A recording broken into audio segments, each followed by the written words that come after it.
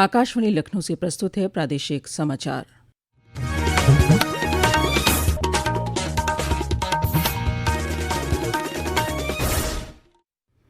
पहले मुख्य समाचार।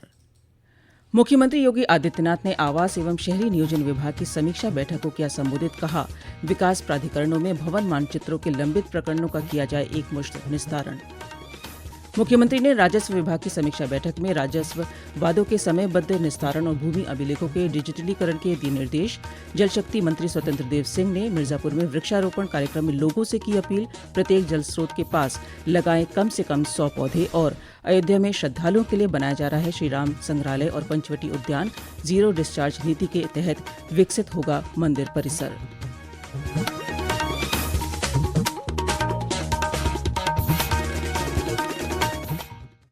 नमस्कार। प्रदेश के समाचारों के साथ मैं मुक्ता शर्मा। समाचार विस्तार से। मुख्यमंत्री योगी आदित्यनाथ ने विकास प्राधिकरणों में भवन मानचित्रों के लंबित प्रकरणों का एकमुश्त निस्तारण सुनिश्चित करने के निर्देश दिए हैं। मुख्यमंत्री ने आज लखनऊ में आवास एवं शहरी नियोजन विभाग की उच्च स्तरीय समीक्षा बैठक करते हुए ये भी निर्देश दिए कि सभी नगरों के GIS आधारित मास्टर प्लान मई माह के अंत तक अनुमोदित कराया जाए। पेश है एक रिपोर्ट। बैठक में विभागीय कार्ययोजना का आकलन करते हुए मुख्यमंत्री ने कहा कि शहरी नियोजन, आवासीय सुरक्षा, अधोसंरचना विकास और डिजिटल प्रबंधन जैसे सभी घटकों को एकीकृत दृष्टिकोण से लागू करना आवश्यक है। बैठक में मुख्यमंत्री को प्रदेश की मेट्रो परियोजनाओं के प्रगति की जानकारी भी दी गई। लखनऊ में इंटरनेशनल एग्जीबिशन कम कन्वेंशन सेंटर परियोजना की समीक्षा करते हुए मुख्यमंत्री ने निर्देश दिए कि 900 करोड़ रुपए की लागत से विकसित होने वाले इस विश्व स्तरीय कन्वेंशन सेंटर को अधिकतम 2 वर्षों में पूरा करा लिया जाए। मुख्यमंत्री ने UPSCR की अद्यतन स्थिति पर भी चर्चा की। मुख्यमंत्री ने निजी निवेश को प्रोत्साहित करते हुए पब्लिक प्राइवेट पार्टनरशिप मॉडल आधारित परियोजनाओं को प्राथमिकता देने के निर्देश दिए। आकाशवाणी समाचार कक्ष से राघवेंद्र त्रिपाठी।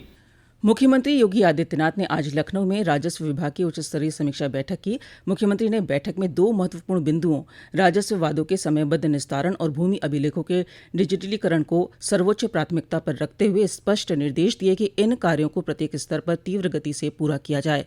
मुख्यमंत्री ने निर्देश दिया कि शेष भू अभिलेखों का डिजिटलीकरण शीघ्र पूर्ण किया जाए और शहरी क्षेत्रों का लैंड रिकॉर्ड तैयार कर उसे प्राथमिकता से ऑनलाइन पोर्टल पर सार्वजनिक किया जाए।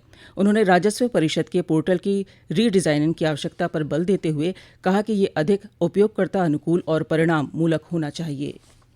प्रदेश के जल शक्ति मंत्री स्वतंत्र देव सिंह ने आज मिर्जापुर के ग्राम लखनपुर में एक पौधरोपण कार्यक्रम में कहा कि जल और हरियाली दोनों का गहरा संबंध है। उन्होंने ग्रामीणों और अधिकारियों से अपील की कि प्रत्येक जल स्रोत के आसपास कम से कम 100 पौधे अवश्य लगाए जाएं। श्री सिंह ने इससे पूर्व राजकीय नलकूप का औचक निरीक्षण किया। निरीक्षण के दौरान जल शक्ति मंत्री ने नलकूप की कार्यप्रणाली, सिंचाई व्यवस्था और तकनीकी स्थिति की जानकारी अधिकारियों से प्राप्त की। उन्होंने मौजूद किसानों से उनकी समस्याओं और सुझावों को गंभीरता से सुना और अधिकारियों को आवश्यक निर्देश दिया। सूचना एवं प्रसारण मंत्री अश्विनी वैष्णव ने कहा है कि भारत मीडिया और मनोरंजन क्षेत्र में वैश्विक नेतृत्व कर सकता है। उन्होंने कहा कि कई वैश्विक कंपनियों ने इस संबंध में भारत के साथ काम करने की इच्छा जताई है।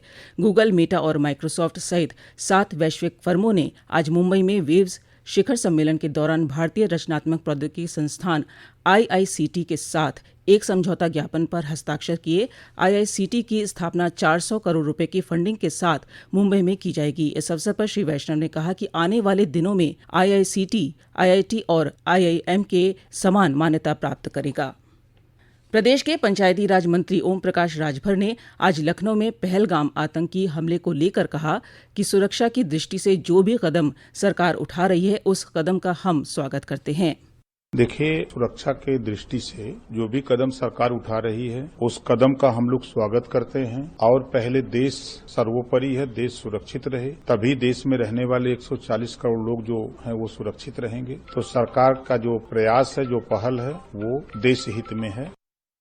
नागरिकों की सुविधा और ई-गवर्नेंस को बढ़ावा देने की दिशा में एक डिजिटल पहल के तहत उत्तर प्रदेश परिवहन विभाग ने व्हाट्सएप आधारित चैटबॉट सेवा 800544122 नंबर पर शुरू की है। इसके बारे में जानकारी देते हुए गोरखपुर के संभागीय परिवहन अधिकारी रामवृक्ष सोनकर ने आज बताया कि इसके माध्यम से परिवहन विभाग की सारी सुविधाएं प्राप्त होंगी। जो भी सेवाएं परिवहन विभाग से संबंधित है, परमिट से संबंधित है, डीएल से संबंधित है, रजिस्ट्रेशन है, डुप्लीकेट है, आरसी है और ट्रांसफर है या किसी भी तरह की फीस है, चालान है, प्रवर्तन की कार्रवाई है, किसी के संबंध में अगर आपको जानकारी चाहिए आप टच करते जाइए। यह हमारी सेवाएं सब आपको उपलब्ध है और आपको सारी जानकारियां उचित और डिटेल्स में दी गई हैं। आप जानकारी प्राप्त करके इस सेवा का लाभ उठाएं। ये समाचार आप आकाशवाणी लखनऊ से सुन रहे हैं। ताज़ा समाचार जानने के लिए आप हमारी वेबसाइट newsonair.gov.in पर लॉगिन कर सकते हैं। इसके साथ ही आप प्रादेशिक समाचारों का ये बुलेटिन हमारे YouTube channel news on AIR Lucknow पर भी सुन सकते हैं। और अब शेष समाचार। प्रदेश के समूह ग की भर्तियों के लिए प्रारंभिक अर्हता परीक्षा पीईटी के लिए ऑनलाइन आवेदन और शुल्क जमा करने की प्रक्रिया 14 मई से 17 जून तक होगी। शुल्क समायोजन व आवेदन में संशोधन 24 जून तक किया जा सकेगा।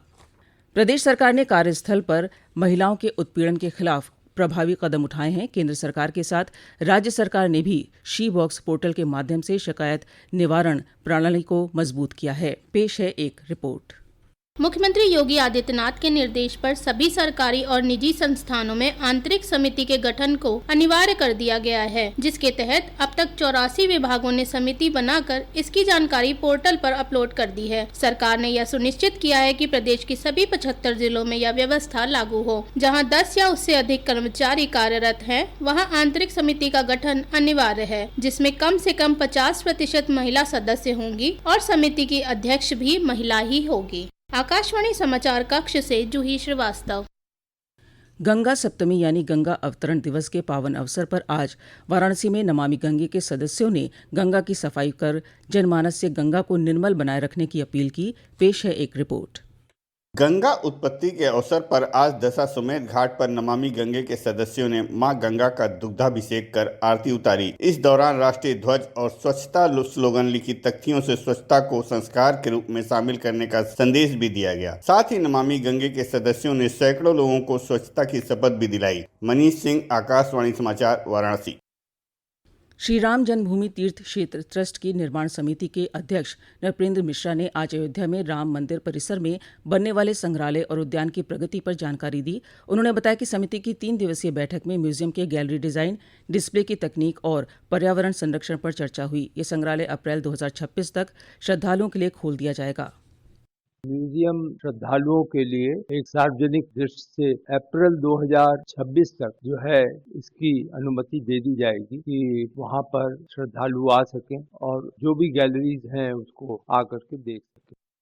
पर्यावरण संरक्षण पर जोर देते हुए श्री मिश्रा ने कहा कि मंदिर परिसर को जीरो डिस्चार्ज नीति के तहत विकसित किया जाएगा ताकि अयोध्या शहर में किसी भी प्रकार का पर्यावरणीय प्रदूषण न हो। इसके लिए 8 एकड़ भूमि पर एक विशाल उद्यान विकसित करने का निर्णय लिया गया है, जिसे पंचवटी नाम दिया जाएगा। प्रदेश में आज 2 अलग अलग सड़क हादसों में 6 लोगों की मौत हो गई। मथुरा के जैत थाना क्षेत्र में हुए हादसे में 4 लोगों की मौत हो गई, जबकि कुछ लोग गंभीर रूप से घायल हो गए। हादसा उस वक्त हुआ जब एक तेज रफ्तार कार और सवारी टेम्पो की जोरदार टक्कर हो गई। तभी पीछे से आ रही डंपर ने घायल लोगों को कुचल दिया। पुलिस ने घायलों को नजदीकी अस्पताल में भर्ती कराया है। उधर प्रयागराज के नवाबगंज थाना क्षेत्र में समही गांव के पास आज रोडवेज बस की टक्कर लगने से मोटरसाइकिल सवार 2 युवकों की मौत हो गई। मौसम विभाग ने आज से अगले 3 दिनों के लिए प्रदेश के कई जिलों में गरज चमक के साथ बारिश का अनुमान जताया है। इस दौरान कई जगहों पर 50 किलोमीटर से 60 किलोमीटर प्रति घंटे की दर से तेज हवाएं चलने की भी संभावना है। आईपीएल क्रिकेट में आज बेंगलुरु के एम चिन्नास्वामी स्टेडियम में रॉयल चैलेंजर्स बेंगलुरु का मुकाबला चेन्नई सुपर किंग्स से हो रहा है। और अब अंत में मुख्य समाचार एक बार फिर। मुख्यमंत्री योगी आदित्यनाथ ने आवास एवं शहरी नियोजन विभाग की समीक्षा बैठक को किया संबोधित। कहा, विकास प्राधिकरणों में भवन मानचित्रों के लंबित प्रकरणों का किया जाएगा एकमुश्त निस्तारण। मुख्यमंत्री ने राजस्व विभाग की समीक्षा बैठक में राजस्व वादों के समयबद्ध निस्तारण और भूमि अभिलेखों के डिजिटलीकरण के दिए निर्देश।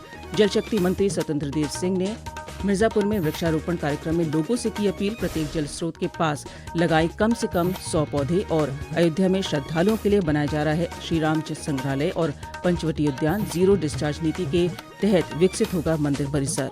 इसी के साथ प्रादेशिक समाचारों का ये बुलेटिन समाप्त हुआ। अगला बुलेटिन रात 8 बजे FM पर प्रसारित किया जाएगा। नमस्कार।